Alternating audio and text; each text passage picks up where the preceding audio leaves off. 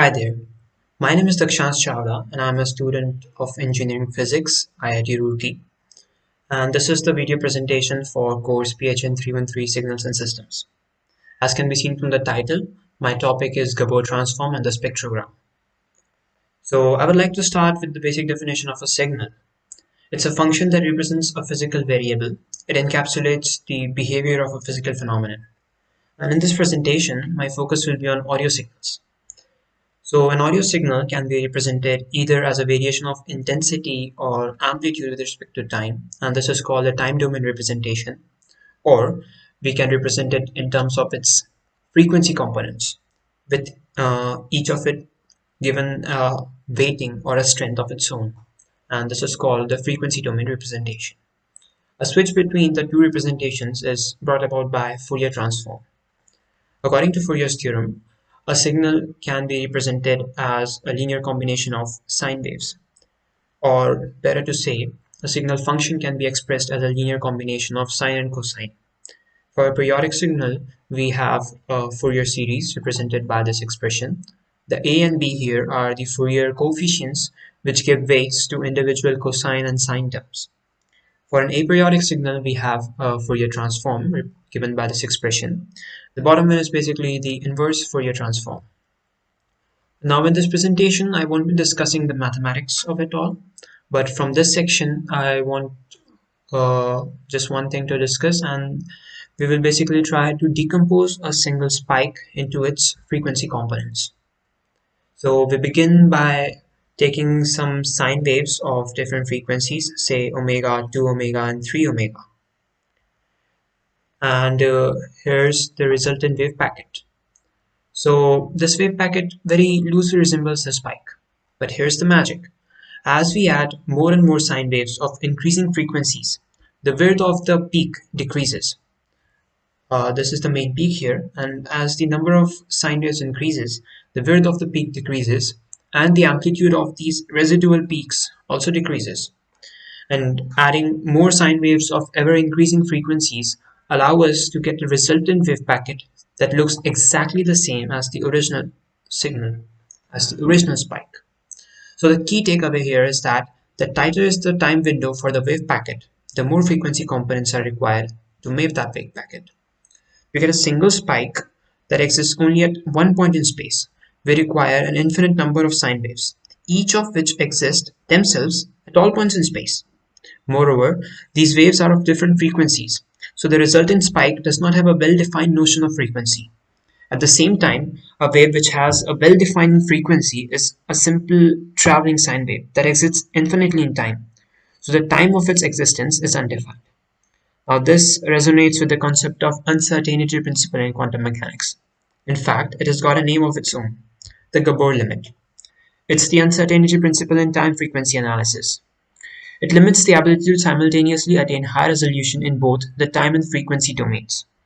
As the frequency content of a signal is resolved more finely, we lose information about when in time do these frequencies occur, and vice versa. Mathematically, this is represented by this inequality.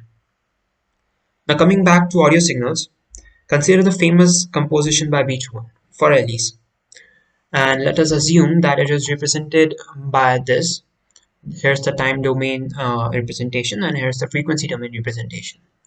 The time domain representation gives us precise information about position in time, whereas the frequency domain representation allows us to know what all frequencies or what all notes are used in the music.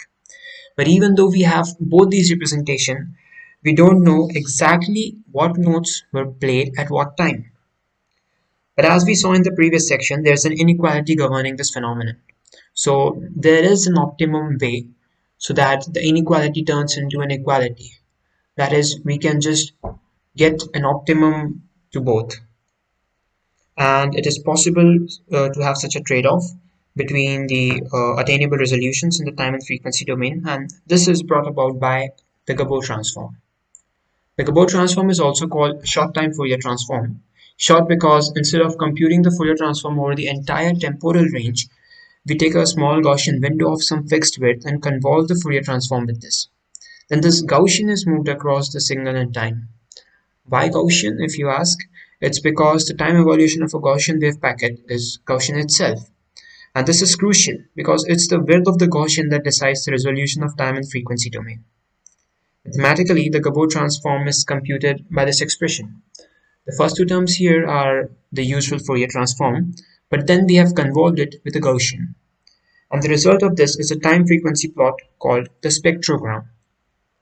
So here's the spectrogram. I have an audio signal here in time domain representation. If I take the Fourier transform, I get a frequency domain representation with all the individual frequencies that are present in this. But if I take a small Gaussian, convolve it with this, and move this Gaussian in the entire time range, then I get a frequency time plot, which is called the spectrogram. And in the spectrogram, each strip is the power spectrum for a short window of time. And this window moves through the entire signal, giving us a sliding power spectrum of what frequencies are being played as time evolves. So we have some temporal resolution and some frequency resolution in the same plot. And this is a very useful tool. I would like to show a small code for this. So here's the MATLAB code for that. I read the signal, I read the audio, then the audio plays for about 10 seconds. I use the inbuilt spectrogram function in MATLAB, and then I plot it. I have kept the range between 0 and 1 kilohertz because it is in these range that the dominant frequencies are played. So I shall run it now.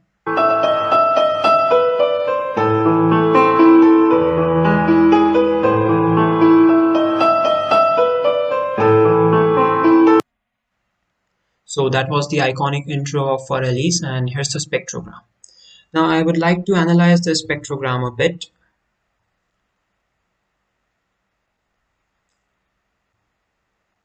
So here I have the first few bars of Fur Elise. The notes used are E, D sharp, E, D sharp, E, B, D, C, A. The notes are colored and so are their frequencies in this table. So for example, E of the fourth octave has a frequency of 329 Hz, whereas A of the third octave has a frequency of 220 Hz. Now in the spectrogram, you can see that initially we have 5 bright strips here.